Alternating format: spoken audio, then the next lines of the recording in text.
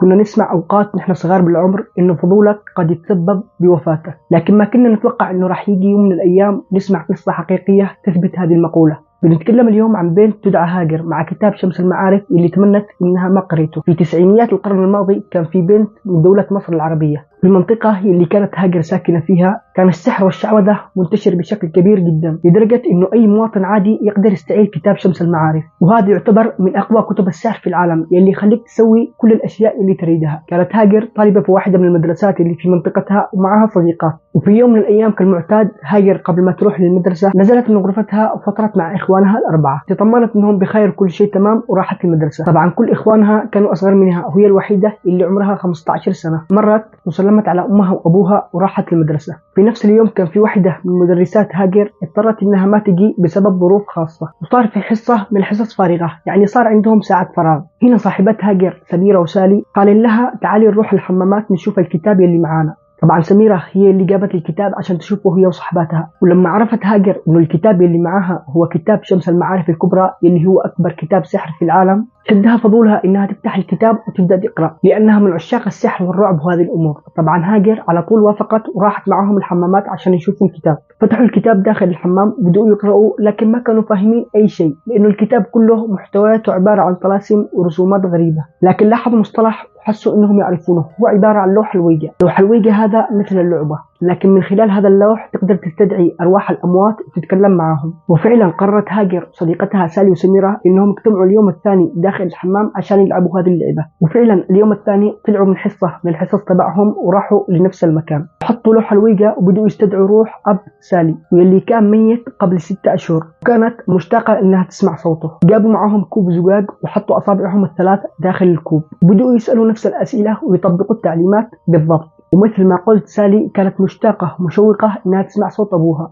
بدأوا يتكلموا مع روحه وحاولوا إنهم يستدعوها. طبعا كل اللي كان يصير هذا يخيلونه لهم الجن. وفجأة دخلت عليهم المدرسة، ولما شافتهم يسووا هذه الحركات الغريبة عصبت عليهم، أخذت لوح الويجا وكسرته. لكن ما كانوا منتبهين إنه كوب الزجاج اللي كانوا يلعبوا فيه كان يتعبى دخان وما يعرفوا من وين مصدر هذا الدخان. وأول ما شافوه وانتبهوا له انكسر الزجاج ودخل الدخان بأنف هاجر. وهذه اللقطة كلهم شافوها، المدرسة وسالي وهاجر، لكن ما كانوا يعرفوا إنه هاجر بعد هذه الحادثة راح تدمر حياتها بالكامل، لأنه كان مجرد دخان عادي. لكن للأسف بعد هذه الحركة حياة هاجر انقلبت رأس على عقب، صارت عنيفة وما تطيق أي أحد، قل أكلها وصارت شهيتها معدومة تجاه الأكل، وكانت تجيها نوبات مثل نوبات الصرع، وكانت كل يوم تضرب إخوانها الصغار. أبوها يقول إنه كنت أشوفها جالسة بالصالة بشكل طبيعي جدا وفجأة تضرب إخوانها بشكل عنيف جدا، وكل يوم نتدخل عشان نفكها من على إخوانها. ما كانوا يعرفوا إيش السبب اللي خلى هاجر مثل كذا، مع أنها كانت عكس الآن تماما. شافوا حالتها كذا على طول أخذوها ودوها المستشفى. ما كانوا يعرفوا إيش السبب اللي خلى هاجر زي كذا، لدرجة إنهم مروا على كل المستشفيات اللي بالمنطقة. واحد من الدكاترة قال والله العظيم بنتكم تعاني من الصراع، وأكثر من مرة أقول لكم إنه بنتكم تعاني من نوبات صراع. لكن الشيء الغريب إنه مستحيل الصراع يخلي البنت عنيفة زي كذا.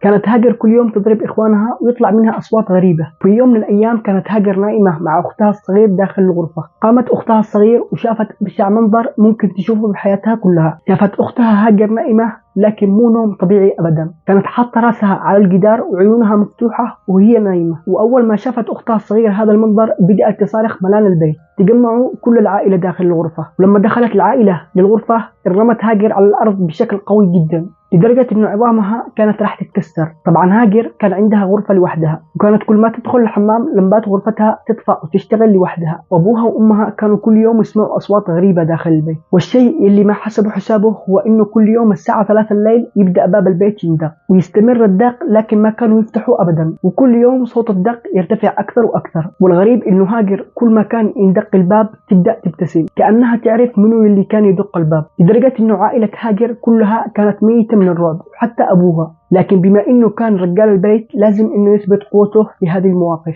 وفي يوم من الأيام عصب أبو هاجر وقرر إنه يفتح باب البيت ويشوف منو يدق الباب بهذا الوقت. لكن هاجر رفضت تماما إنه يقوم يفتح الباب. وفجأة بدأ يرن جرس البيت، وهاجر بدأت تبكي بكل قوتها. راحت لعند أبوها وهي تبكي وقالت لا تفتح الباب. رنت الجرس مستمرة ما توقفت، وهاجر تبكي بأعلى صوتها وبدأت تشد شعرها وتصارخ بأعلى صوتها على أبوها لا تفتح الباب وهي تبكي، وزادت رنة الجرس أكثر وأم هاجر ميتة من الخوف. وهاجر كانت مستمرة بالصراخ وصارخت بأعلى صوتها إلى أن فقدت الوعي، ومن بعدها توقف الرن على الجرس. عدت هذه الليلة بسلام، لكن أبو وأم هاجر صاروا من المستحيل إنهم يناموا بسلام بسبب إنه الوضع داخل البيت مو طبيعي أبدا. لأنه تخيل عزيزي المشاهد تسمع صوت بنتك آخر الليل تضحك وتلعب داخل البيت، وفي يوم من الأيام هاجر إجاتها أقوى نوبة صراع في حياتها، بدأت ترمي الأشياء وتضرب أختها الصغيرة بعنف إلى أن جاءوا أبوها وأمها وفكوها منها. وفجأة لفت رأسها ناحية أمها وقالت لأمها أنا راح أموت اليوم، وأنا مخيرة يا أمي بين إني أقتل أختي أو أموت. ولما سمعت أمها هذا الكلام منها انصدمت، ما عرفت تسوي أي شيء. والغريب إنه نبرة الصوت اللي تكلم ما كانت نبرة هاجر أبدا.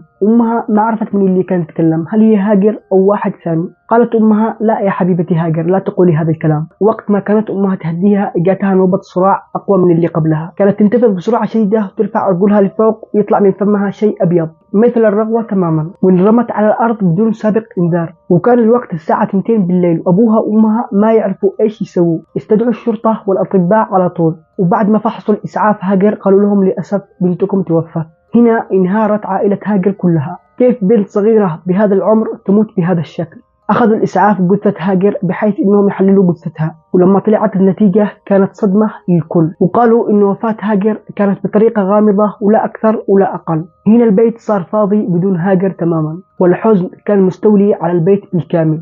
وإذا عبالك إنه بعد موت هاجر اختفت كل الأحداث الغريبة تماما، للأسف أقول لك لا، لأنه الرعب الحقيقي بدأ. بعد وفاة هاجر بأسبوع بالضبط بدأ أبو هاجر وأمها يسمعوا أصوات هاجر داخل البيت وظلها يتمشى. والغريب إنه كل الأحداث الغريبة اللي كانت تظهر بالضبط بالساعة 2 بالليل، وهو الوقت اللي توفت فيه هاجر. وفي يوم من الأيام أخت هاجر الصغيرة صحت من النوم الساعة 2 بالليل عشان تدخل الحمام. فجأة بدأت تصرخ ملال البيت بشكل هستيري. راحوا أبوها وأمها بسرعة عشان يشوفوا إيش اللي صار. قالت إنها شافت هاجر داخل مراية الحمام وكانت تبتسم لها وكأنها تناديها. وكل يوم كانت الأحداث تسوء أكثر وأكثر لدرجة أنهم بدأوا يشوفوا الأطباق والكراسي تتحرك داخل البيت. هنا أدركوا أبو هاجر وأمها أن البيت صار مسكون تماما. قرروا أنهم ينقلوا لبيت جديد واتصلوا على الشرطة عشان يقفلوا هذا البيت نهائيا، ونقلوا لبيت جديد وانتهت كل الأحداث الغريبة نهائيا. لكن القهر والحزن على هاجر لسه كان مستولي على قلوبهم. إلى الآن ما يعرفوا سبب وفاتها أبدا، وأتوقع ما راح ينسوها طول حياتهم.